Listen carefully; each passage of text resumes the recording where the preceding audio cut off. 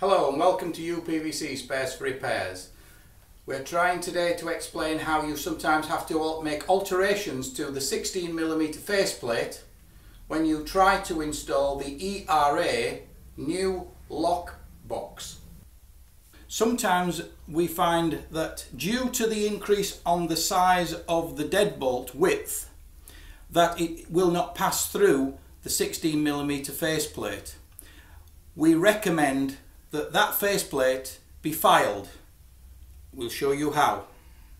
We recommend that you take a fine file and file either side of the slot to allow the lock to pass through.